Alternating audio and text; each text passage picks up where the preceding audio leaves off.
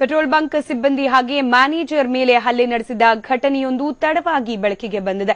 ಚಿತ್ರದುರ್ಗ ಜಿಲ್ಲೆ ಹೊಸದುರ್ಗ ತಾಲೂಕಿನ ಕಬ್ಬಳ ಗ್ರಾಮದ ಬಳಿ ಇರೋ ವೈವಿ ಫಿಲ್ಲಿಂಗ್ ಪೆಟ್ರೋಲ್ ಬಂಕ್ನಲ್ಲಿ ಜನವರಿ 15ರಂದು ಘಟನೆ ನಡೆದಿತ್ತು.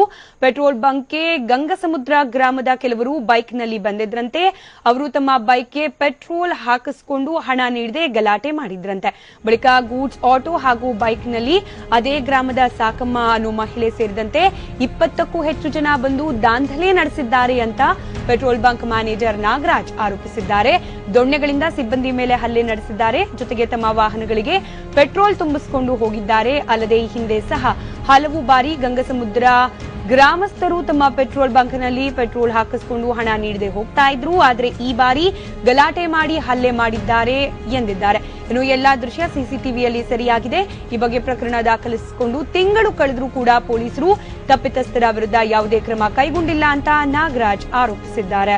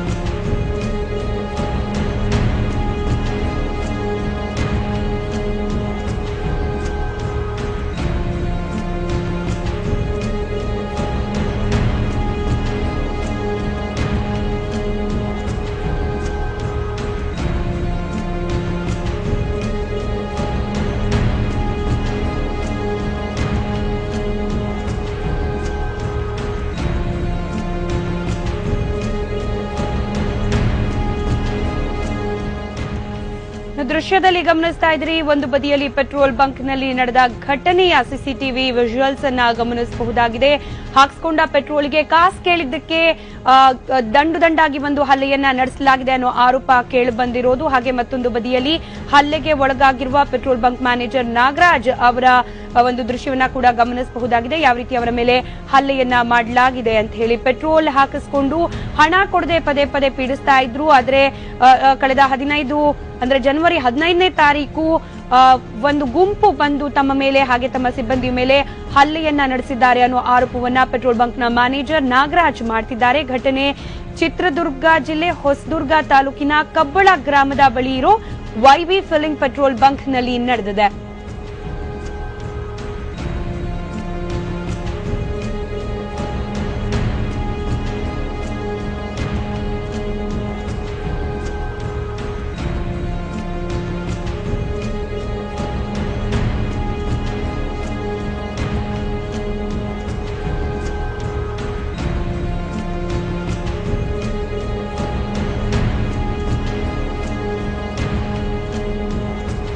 ಈ ಬಗ್ಗೆ ಪ್ರತಿಕ್ರಿಯೆಯನ್ನು ನೀಡಲಿಕ್ಕೆ ಸ್ಥಳೀಯ ಎಸ್ಪಿ ಅರುಣ್ ರಂಗರಾಜ್ ನಮ್ಮ ಜೊತೆ ದೂರವಾಣಿ ಸಂಪರ್ಕದಲ್ಲಿದ್ದಾರೆ. ಸರ್, ಸಾಕಷ್ಟು ದಿನದಿಂದ ಇದೇ ರೀತಿ ಪೀಡಿಸ್ತಾ ಇದ್ರು, ಪೆಟ್ರೋಲ್ ಬಂಕ್ಗೆ ಬಂದು ಹಲ್ಲೆಯನ್ನ ನಡೆಸೋ ರೀತಿಯಲ್ಲಿ ಅಂತ ಹೇಳಿ. ಆದ್ರೆ 15 ದಿನ ಅಂದ್ರೆ ಕಳೆದ ಜನವರಿ 15ನೇ ತಾರೀಕು ನಡೆದಿರೋ ಘಟನೆ ಇದು ತಮ್ಮ ಗಮನಕ್ಕೆ ಬಂದಿದ್ಯಾ?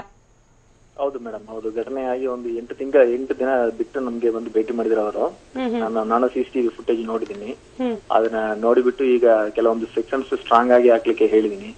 ಇದರಲ್ಲಿ ಅವರು ಹೇಳಿದಂಗೆ ಯಾವ್ದು ಪೊಲಿಟಿಕಲ್ ಇನ್ಫ್ಲೂಯೆನ್ಸ್ ಯಾವ್ದು ಇಲ್ಲ. ಎರಡನೇದು ಕೆಲವೊಂದು ಸೆಕ್ಷನ್ಸ್ ಸ್ಟ್ರಾಂಗ್ ಮಾಡ್ಲಿಕ್ಕೆ ಹೇಳಿದೀವಿ, ಪಾರ್ಟಿ ಕಳಿಸಿದೀವಿ ಅರೆಸ್ಟ್ ಮಾಡ್ಲಿಕ್ಕೆ. ಅವರೆಲ್ಲ ಅವ್ರು ಬಂದಾಗ ಈಗ ಎಲ್ಲ ಅಬ್ಸ್ಟ್ಯಾಂಡಿಂಗ್ ಇದ್ದರು.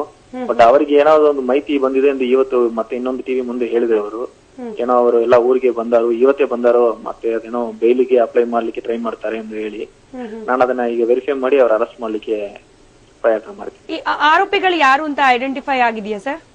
ಹೌದೌದು, ಅದರಲ್ಲಿ ವಿಡಿಯೋ ಫುಟೇಜ್ ಅಲ್ಲಿ ಇರುವ ಎಲ್ಲರೂ ಆರೋಪಿ ಐಡೆಂಟಿಫೈ ಮಾಡಿದೀವಿ. ಅವರೆಲ್ಲ ಅಬ್ಸ್ಟ್ಯಾಂಡಿಂಗ್ ಇದ್ರು.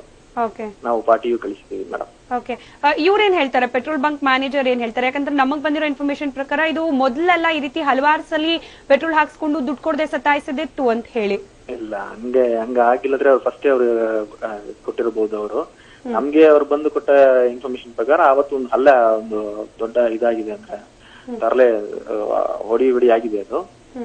ಅದಕ್ಕೆ CCTV ಫುಟೇಜ್ ನೋಡಿದೀವಿ. ಮತ್ತೆ ಅವ್ರ ಆವತ್ತಿಂದ ಎಲ್ಲ ಅಬ್ಸ್ಟ್ಯಾಂಡಿಂಗ್, ಅವರು ಯಾರು ಊರಲ್ಲಿ ಇಲ್ಲ. ಪೊಲೀಸ್ ಅವ್ರು ನಾವು ಹುಡುಕಾಡಿದೀವಿ. ಬಟ್ ಪತ್ತೆ ಆದ್ಮೇಲೆ ಈಗ ಅರೆಸ್ಟ್ ಮಾಡ್ಲಿಕ್ಕೆ ನಾವು ಪಾರ್ಟಿ ಕಳಿಸಿದ್ವಿ. ಬಟ್ ಈಗ ನಿನ್ನೆ ಅವ್ರು ಯಾರೋ ನಾನು ಊರಲ್ಲಿ ಕಂಡಿದ್ದೀನಿ, ಯಾರೋ ಇವರಿಗೆ ಏನೋ ಇನ್ಫಾರ್ಮೇಶನ್ ಕೊಟ್ಟಾರೋ, ಅವ್ರಿಗೆ ಏನೋ ಬೇಲ್ ಆಗಿದೆ ಎಂದು ನಮ್ಗೆ ಹೇಳಿದ್ರು. ಬಟ್ ಅವರಿಗೂ ಅದು ಡೈರೆಕ್ಟ್ ಇನ್ಫಾರ್ಮೇಶನ್ ಇಲ್ಲ, ಯಾರೋ ಹೇಳಿದನ್ನು ಹೇಳ್ತಾರೆ. ಬಟ್ ವೆರಿಫೈ ಮಾಡಿ ನಾವು ಅರೆಸ್ಟ್ ಮಾಡ್ತೀವಿ. ಗಲಾಟೆ ಆಗಿದ್ ಯಾಕಂತೆ ಅವತ್ತು, ಏನಾಯ್ತು ಆಕ್ಚುಲಿ ಅಲ್ಲಿ ಅನ್ನೋದ್ರ ಬಗ್ಗೆ ಇನ್ಫಾರ್ಮೇಶನ್ ಸಿಕ್ಕಿದ್ಯಾ ಸರ್? ಇವರು ಕಂಪ್ಲೇಂಟ್ ಪ್ರಕಾರ ಅವರು ಸ್ವಲ್ಪ ಪೆಟ್ರೋಲ್ ಬಂಕ್ ದುಡ್ಡು ಕೊಡೋದು ವಿಚಾರವಾಗಿ ಮಾತುಕತೆಯಾಗಿ ಮತ್ತೆ ಗಲಾಟೆ ಆಗಿದೆ ಅಂತ ಹೇಳ್ತಾರೆ. ಅವ್ರ ಆ ಪಾರ್ಟಿ ಅಕ್ಯೂಸ್ಡ್ ಇದೆ, ಅಬ್ಸ್ಟ್ಯಾಂಡಿಂಗ್ ಇದ್ದಾರೆ ಅಕ್ಯೂಸ್ಡ್ ಎಲ್ಲಾರು. ಸೊ ಆಪೋಸಿಟ್ ಅವ್ರು ಏನು ಹೇಳ್ತಾರೆ ಅದು ನಮ್ಗೆ ಆ ಕಡೆ ಸ್ಟೋರಿ ನಮ್ಗೆ ಗೊತ್ತಿಲ್ಲ. ಈಗ ಎಷ್ಟ್ ದಿನ ಆಯ್ತು ಕಂಪ್ಲೇಂಟ್ ಬಂದು ತಮ್ಮ ಬಳಿಯಲ್ಲಿ ಅಂತ?